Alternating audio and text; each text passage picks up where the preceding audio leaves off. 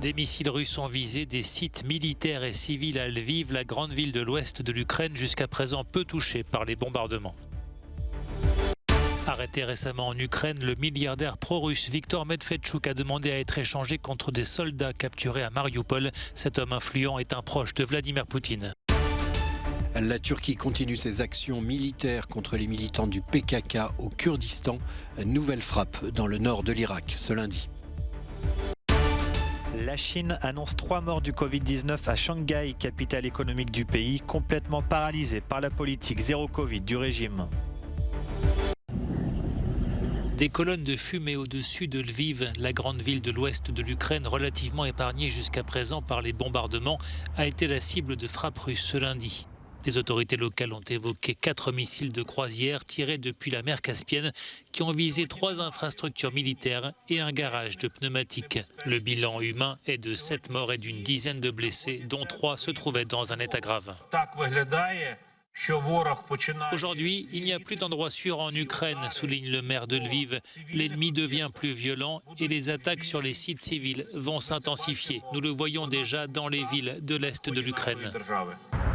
Situé non loin de la frontière polonaise, Lviv est devenu un refuge pour des millions d'Ukrainiens ayant fui les villes bombardées. C'est là aussi que de nombreuses ambassades étrangères se sont repliées. Il y a 3 semaines, des frappes russes avaient déjà visé un dépôt de carburant et un site militaire stratégique, faisant plusieurs blessés. Ces frappes sur Lviv interviennent alors que les forces russes concentrent plus que jamais leur offensive sur le Donbass, dans l'est de l'Ukraine, avec pour objectif de prendre le contrôle de la ville de Mariupol, sur la mer d'Azov.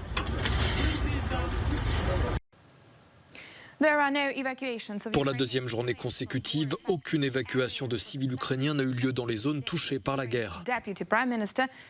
La vice-première ministre ukrainienne Irina Vereshchuk a accusé les forces russes de bloquer, de bombarder les voies d'évacuation. Des bombardements intensifs ont eu lieu en Ukraine dimanche et ce lundi, comme à Dnipro, dans le centre du pays, où 2 missiles ont frappé la ville ce lundi, selon le gouverneur militaire de la région. À Kharkiv, les zones résidentielles ont été lourdement bombardées. Les habitants de la deuxième ville d'Ukraine sont priés de rester dans des abris anti-bombardement toute la journée de ce 18 avril en raison des attaques incessantes. Lviv n'aurait pas non plus été épargné. 5 missiles auraient frappé cette ville qui se trouve à environ 80 km de la frontière polonaise selon les autorités locales. Ce lundi toujours, le chef de l'administration militaire de la région de Lugansk a exhorté les civils à évacuer, affirmant qu'il ne restait aucun endroit sûr dans la région de l'Est de l'Ukraine. L'Ukraine qui a juré que ses forces allaient se battre jusqu'au bout dans la ville assiégée de Mariupol. La ville est presque entièrement détruite après des bombardements incessants et plus de 20 000 civils ont été tués selon les estimations ukrainiennes. Les forces ukrainiennes résistent toujours à Azovstal, cette immense usine métallurgique de Mariupol qui surplombe la mer d'Azov. C'est l'une des plus grandes usines de ce type en Europe avec ses près de 11 km² de surface et son réseau de voies ferrées et de hauts fourneaux. Selon les services de renseignement du ministère britannique de la Défense, le ciblage des zones habitées à Mariupol s'aligne sur les approches russes en Tchétchénie en 1999 et en Syrie en 2016. Cela malgré les affirmations du 24 février 2022 du ministère russe de la Défense, selon lesquelles la Russie ne frapperait pas les villes et ne menacerait pas la population ukrainienne. C'est une prise de guerre pour Kiev. L'arrestation il y a quelques jours du député pro-russe Viktor Medvedchuk, un milliardaire proche de Vladimir Poutine. Dans une vidéo diffusée par l'armée ukrainienne, il a demandé à être échangé contre des civils et des soldats de Mariupol. Sa femme se mobilise pour demander la libération de son mari, photographié ici après sa récente arrestation par les services spéciaux ukrainiens alors qu'il était en fuite.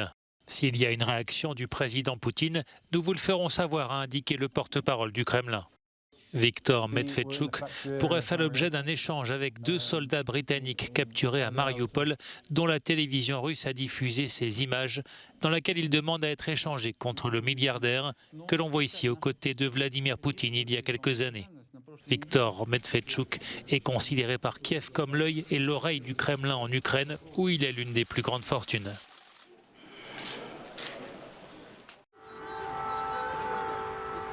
L'invasion russe de l'Ukraine a forcé des millions de personnes à quitter leur foyer. Parmi elles, des personnes âgées, vulnérables et oubliées. Yulia, 83 ans, a trouvé refuge dans l'ancienne maternité de Dnipro. Si j'avais eu un proche, parent vivant avec moi, je serais restée, mais j'étais seule dans mon appartement et c'était très difficile pour moi. C'est pourquoi j'ai dû partir.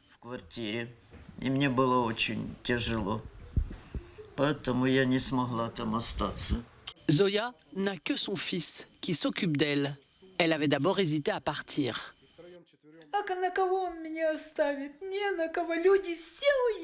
Avec qui pouvait-il me laisser? Tout le monde était parti, tous mes voisins, même ma voisine de 93 ans était partie, avec sa fille.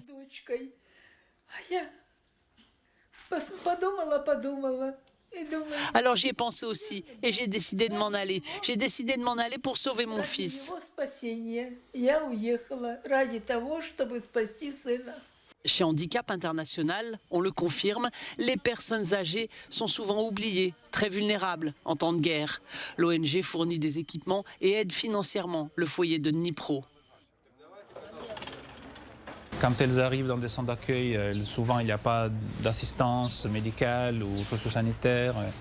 Et voilà, elles se retrouvent sans leurs médicaments pour leurs maladies chroniques. Et voilà, donc elles ont vraiment besoin d'une aide supplémentaire et spécialisée qui souvent n'est pas disponible. 13 000 Ukrainiens âgés ou handicapés seraient arrivés dans la grande région de Dnipro depuis l'invasion russe. La Turquie a lancé une nouvelle offensive terrestre et aérienne transfrontalière contre des combattants kurdes dans le nord de l'Irak. Annonce tôt ce lundi du ministre turc de la Défense. Cible visée par les avions de combat et l'artillerie turque et des infrastructures appartenant au Parti des travailleurs du Kurdistan, le PKK, que la Turquie considère comme une organisation terroriste qui nuit à sa sécurité. Nous sommes déterminés à sauver notre noble nation du malheur, de la terreur qui frappe notre pays depuis 40 ans. Notre lutte se poursuivra jusqu'à ce que le dernier terroriste soit neutralisé. Des troupes commando héliportées soutenues par des hélicoptères et des drones de combat ont aussi passé la frontière turco-irakienne. Information donnée, vidéo de l'intervention à l'appui par le ministère de Hulusi Akar. L'opération aurait été un succès total puisqu'Ankara affirme que des abris, des grottes, des tunnels et des dépôts de munitions ont été détruits. La Chine a fait état ce lundi de 3 morts du Covid-19 à Shanghai. Les premiers annoncés officiellement depuis le début du confinement dans la capitale économique du pays fin mars. Shanghai fait face depuis plusieurs semaines à une flambée de cas, 320 000, dont 22 000 enregistrés ce week-end. Si le nombre de décès est officiellement faible, la ville de 25 millions d'habitants est paralysée par la politique zéro Covid mise en place par le régime. Il est devenu difficile de se procurer des produits de première nécessité, comme de la nourriture et des médicaments. De nombreuses personnes refusent également d'être placées dans les centres d'isolement du gouvernement, obligatoires pour ceux qui sont testés positifs mais asymptomatiques. Les conditions d'hygiène minimales n'y seraient pas respectées. Des manifestations pour contester les mesures prises par le régime ont été réprimées par la police. La Chine a par ailleurs annoncé un rebond de sa croissance économique qui a augmenté de 4,8% au premier trimestre, un chiffre légèrement inférieur à l'objectif annuel fixé par le Parti communiste et qui ne tient pas compte du confinement de Shanghai et de son impact sur l'économie.